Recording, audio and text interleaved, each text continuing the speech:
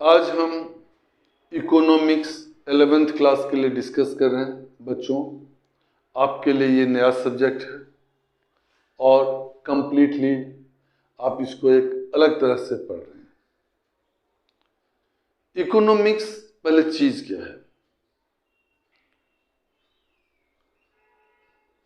देखो, हमारे जिंदगी में रिसोर्सेज लिमिटेड है, यानी इसको हम स्कार्सिटी कहते हैं, स्कार्स।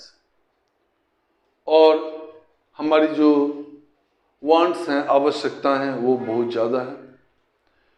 तो हम इस रिसोर्सेज और वांट्स को कैसे पैचअप करें, कैसे इसको बैलेंस करें, ये जो साइंस है वो इकोनॉमिक्स है। इकोनॉमिक्स दो शब्द से बना है, जो दोनों ग्रीक वर्ड है।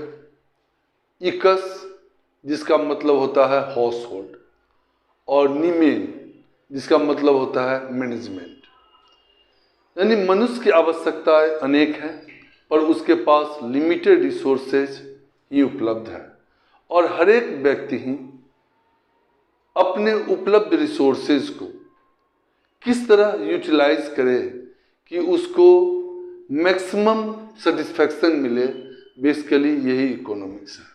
आपके पास कितना टाइम है, आप उस टाइम को कैसे यूज करोगे कि आप ज़्यादा अच्छे कर सकते हो। घर में कितने पैसे हैं, उससे हम किस तरह यूज करेंगे कि हमें ज़्यादा सेटिस्फैक्शन मिले, यही इकोनॉमिक्स है। यानी आपके पास जो रिसोर्सेज की कमी है और आपकी जो वांट्स, आवश्यकताएं अधिक है, आपके सामने एक प्रॉब्लम आती है कि आप लिमिटेड रिसोर्सेज को कहाँ खर्च करें, यानी कि प्रॉब्लम ऑफ चॉइस। इसी को हम लोग प्रॉब्लम ऑफ चॉइस बोलते हैं। देखिए, आपके पास थोड़े, मान लो 10 रुपये है, आपको एक पेन चाहिए, एक चॉकलेट खाने का मन कर रहा है, एक रजिस्टर चाहिए, एक मेडिसिन चाहिए, और आपके पास सिर्फ 10 ही रुपये हैं, तो आप इससे कौन सी चीज़ लोगे? अगर आप ये डिसाइड कर लेते हो, दैट मीन्स आपको इकोनॉमिक्स में रिसोर्सेज, प्रॉब्लम ऑफ चॉइस और रिसोर्सेज का एफिशिएंट यूजेज ऑफ रिसोर्सेज समझ में आने लगेगी। यानी अगर ओवरऑल देखें तो आपके पास स्कैर्सिटी ऑफ रिसोर्सेज है और अनलिमिटेड वांट्स है। तो यहाँ पर आपको पता चलता है कि पहला स्कैर्सिटी ऑफ रिसोर्सेज और प्रॉब्लम ऑफ चॉइस, यानी economic problem arising out of scarcity and choice. यानी हम कह सकते हैं कि economics is science of human behaviour concern with the allocations of scarce means in such a manner that consumer can maximize satisfaction। अब हम consumer के साथ प्रोडक्शन, फॉर्म, ये सारे जोड़ सकते हैं। जब हम ओरिजिनल डिफिनीशन देंगे तो उसमें सबके लिए मैक्सिमम चॉइस की बातें हम करते हैं। अब हम इकोनॉमिक्स को दो पार्ट में बांटते हैं, एक होता है माइक्रो और एक होता है मैक्रो।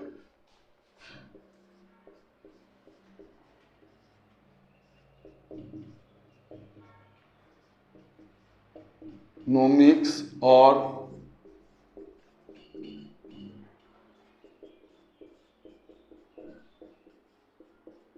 Micro economics. यानी अगर हम पढ़ने के लिए इकोनॉमिक्स को दो पार्ट में बांटेंगे, माइक्रो इकोनॉमिक्स और मैक्रो इकोनॉमिक्स। तो when problem of choice are address at level of individual, जब कोई प्रॉब्लम एक इंडिविजुअल लेवल पे स्टडी करते हैं या एड्रेस करते हैं, when problem of choice are studied and address at level of individual, तो हम उसको माइक्रो इकोनॉमिक्स बोलते हैं।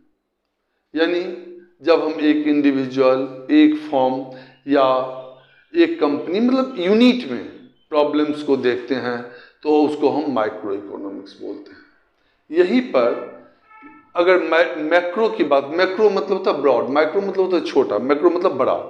It studies economic activity related of economy as whole. इसमें हम पूरे इकोनॉमी की स्टडी करते हैं, जैसे किसी कंट्री की इकोनॉमी, जैसे हो गया प्रॉब्लम रिलेटेड टू अनएम्प्लॉयमेंट, ये क्या है, पूरे देश की प्रॉब्लम है। तो इस तरह के इकोनॉमी को हम लोग मैक्रो इकोनॉमी, यानी इकोनॉमी कितने तरह का हो गया, दो तरह का, माइक्रो और मैक्रो। माइक्रो इकोनॉमी में आपको क्या करना है, तो सबसे पहले वो प्रॉब्लम ऑफ मतलब इंडिविजुअल प्रॉब्लम के बारे में बात करेगा, और मैक्रो क्या करेगा, तो इकोनॉमी एज होल के बारे में बात करेगा। इस तरह हमने इकोनॉमी को दो तरह से बांट दिया, एक माइक्रो और एक मैक्रो इकोनॉमी। अब हम लोग माइक्रो और मैक्रो इकोनॉमिक्स के डिफरेंस को बोलते हैं कि माइक्रो और मैक्रो इकोनॉमी में क्या डिफरेंस है। सबसे पहले micro, at a level of individual and individual form, हाउस होल्ड, इंडस्ट्री, इसके बारे में बात करते हैं, जबकि मैक्रो में economic problem level of the economy as whole. अब माइक्रो की बात करते हैं, तो basically concern with determination of output and price for a individual form और इंडस्ट्री। एक फॉर्म और इंडस्ट्री के लिए हम बात करते हैं, जबकि मैक्रो में basically concern with determination of aggregate output and aggregate price level in economy. ये थ्योरी ऑफ प्राइस देता है माइक्रो में, और ये थ्योरी ऑफ अनएम्प्लॉयमेंट देगा, एम्प्लॉयमेंट देगा, इनकम देगा, ये माइक्रो में। थ्योरी ऑफ इनकम, एम्प्लॉयमेंट, ये सब आपका मैक्रो का पार्ट होगा। Market force play a significant role, micro में market force play significant role, जबकि मैक्रो में government policy play significant role. दोनों में ये बेसिक डिफरेंस है कि माइक्रो हमेशा मार्केट प्राइस पे चलता है, जबकि मैक्रो में गवर्नमेंट की रोल बहुत ज़्यादा होती है। अब हम लोग एक बार और इकोनॉमी को बांटेंगे और वो बोलेंगे पॉजिटिव और नॉमिनेटिव में। Positive economy relate to the study of economy as which subject to verification, इसको हम लोग पॉजिटिव इकोनॉमी कहते हैं। Positive economy with economy issue related to post, present and future. जैसे इंडिपेंडेंस से पहले भारत की जनसंख्या, बहुत बड़ी जनसंख्या गरीब थी, ये पोस्ट हो गया। अभी 22% पॉपुलेशन गरीबी रेखा के नीचे जी रही है, ये प्रेजेंट में हो गया। और अगर हम फ्यूचरिस्टिक में बात करें तो अगर पॉपुलेशन इसी रेट से बढ़ती रही तो गरीबी की परसेंट और बढ़ जाएगी। ये सारे पॉजिटिव इकोनॉमी, यानी कि ये ना सिर्फ थ्योरी बेस नहीं होता, ये जो पॉजिटिव इकोनॉमी होता है ये आपको एविडेंस बेस होता है। ये जो पॉजिटिव इकोनॉमी होता है ये क्लियर कोई सब इसको वेरिफिकेशन किया जा सकता है, या पता कर सच्ची मुच्ची पहले गरीबी थी, अभी सच्ची मुच्ची 22% गरीबी है, क्या अगर इसी रेट में पॉपुलेशन बढ़ती रहेगी तो आगे और गरीबी आ जाएगी। तो ये जितने सारे सिस्टम हैं ये पॉजिटिव इकोनॉमिक्स के सिस्टम हैं। अब अगर हम पॉजिटिव इकोनॉमी के कैरेक्टरिस्टिक की बात करें तो हमें डिफिनीशन से ये पता चलता है कि economic behaviour of people relate to past, present and future. जैसा कि हमने स्टेटमेंट दिया गरीबी पे कि पहले कितना था, बहुत गरीबी थी हमारी इंडिपेंडेंस से पहले, अभी 22% है, आगे अगर पॉपुलेशन बढ़ेगी तो गरीबी परसेंटेज बढ़ सकती है। यानी कि ये एनालिसिस होता है ना, ये पास्ट, प्रेजेंट और फ्यूचर से जुड़ा हुआ होता है। उसके बाद ये फैक्ट से जुड़ा हुआ होता है। ये ऐसा नहीं है कुछ हमने बोल दिया आपका विचार है मेरा विचार है, ऐसा कुछ नहीं है। ये बिल्कुल फैक्ट फिगर होता है और स्टेटमेंट बेस्ड ऑन फैक्ट। हमेशा कोई भी स्टेटमेंट जो आपको दिया जाता है वो फैक्ट पे बेस होता है। उतना ही नहीं, ये फैक्ट फिगर को आप वेरीफाई भी कर सकते हो, यानी fact figure can be verified. ये किसी इकोनॉमिस्ट का विचार नहीं है, ये ओपिनियन नहीं है।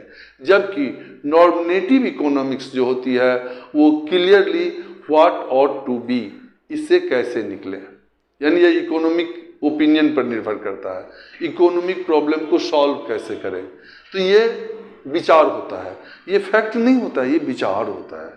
तो इसमें बोलते हैं कि नॉमिनेटिव इकोनॉमी की economy of what ought to be, यानी इकोनॉमी के प्रॉब्लम पर निर्भर करता है कि वह इकोनॉमिस्ट के प्रॉब्लम पर निर्भर करता है, वह इकोनॉमिक प्रॉब्लम से कैसे सॉल्व करता है, वो उस पर निर्भर करता है। सबके अपने अपने विचार हो सकते हैं।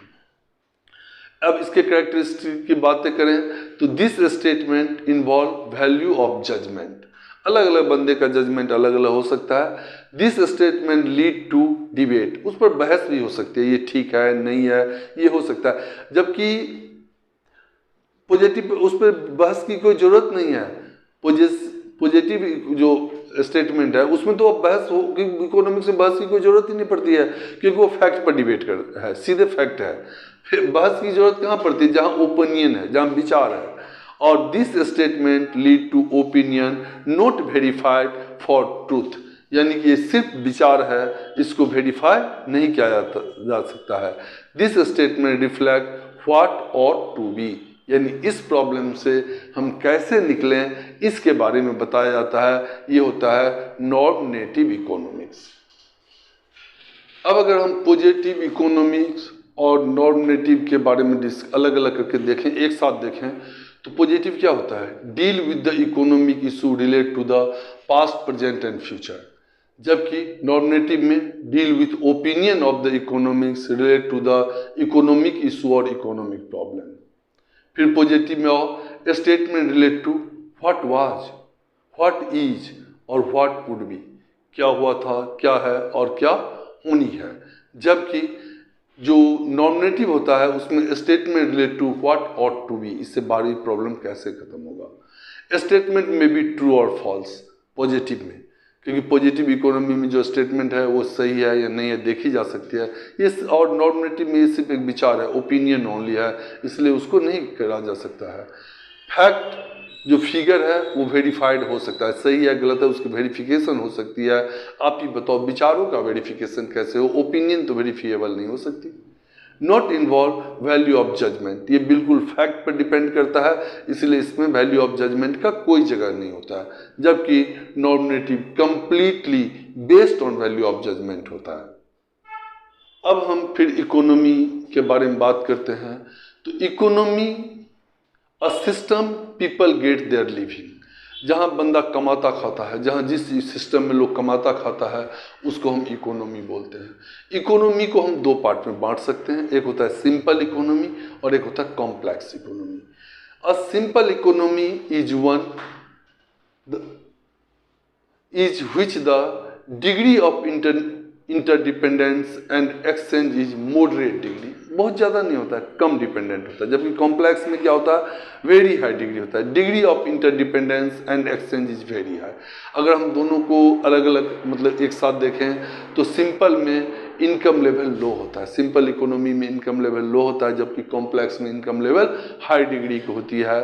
उसके बाद म्यूचुअल इंडिपेंडेंट लिमिटेड होता है सिंपल में, जबकि कॉम्प्लेक्स में high degree very high degree होता है। डिग्री ऑफ एक्सचेंज मॉडरेट होता है यानी लिमिटेड होता है, और डिग्री ऑफ एक्सचेंज कॉम्प्लेक्स में वेरी हाई होता है। अब हम ऑर्गेनाइजेशन ऑफ इकोनॉमिक्स एक्टिविटी की बात करेंगे, तो उसके हिसाब से इकोनॉमी को हम तीन पार्ट में बांटते हैं, कंट्रोल एंड सेंट्रली प्लान्ड। इसमें गवर्नमेंट अथॉरिटी का नियर अबाउट कंप्लीट कंट्रोल होता है। ये इकोनॉमी चाइना, रसिया, नॉर्थ कोरिया इस सब कंट्री में इस तरह की इकोनॉमी पाया जाता है, कंट्रोल इकोनॉमी।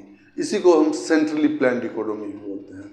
दूसरा होता है फ्री और मार्केट इकोनॉमी। फ्री इकोनॉमी बोलो और मार्केट इकोनॉमी बोलो, ये कंप्लीटली मार्केट फोर्स के हिसाब से काम करता है। इसमें डिमांड और सप्लाई के हिसाब से ये इकोनॉमी चलती है। ये यूएसए में इस तरह की इकोनॉमी है, यूके में भी इसी तरह की इकोनॉमी है। और एक होता है मिक्स्ड इकोनॉमी, जो हमारे यहाँ इंडिया में पाई जाती है। Economy activity are govern by market force but are regulated by the government. Govern by market force but regulated by government, इसमें थोड़ी सी गवर्नमेंट की भी हस्तक्षेप होती है और थोड़ी सी मार्केट फोर्स के हिसाब से चलता है। जब वो कंट्रोल होती है तो गवर्नमेंट उसमें टांग अड़ा देगी। तो ये आपको इंडियन इकोनॉमी में इस तरह की इकोनॉमी पाई जाती है। ये हमारे टोटल इकोनॉमी सिस्टम का पार्ट होता है। अब आप इसके अगर डिफरेंस पढ़ेंगे तो तीनों में आपको डिफरेंस दिखेगा कि एक में कंप्लीटली गवर्नमेंट कंट्रोल होगा, उसमें जितनी एक्टिविटी होंगे वो गवर्नमेंट प्लान के बेस पे ही काम करेगी। अगर फ्री इकोनॉमी तो उसमें गवर्नमेंट की कोई हस्तक्षेप नहीं होगी, यानी गवर्नमेंट की कोई उसमें मतलब इंटरफेरेंस नहीं होगी, market force demand and supply के हिसाब से काम करेगी, और मिक्स्ड में मार्केट सप्लाई हिसाब से काम करेगी।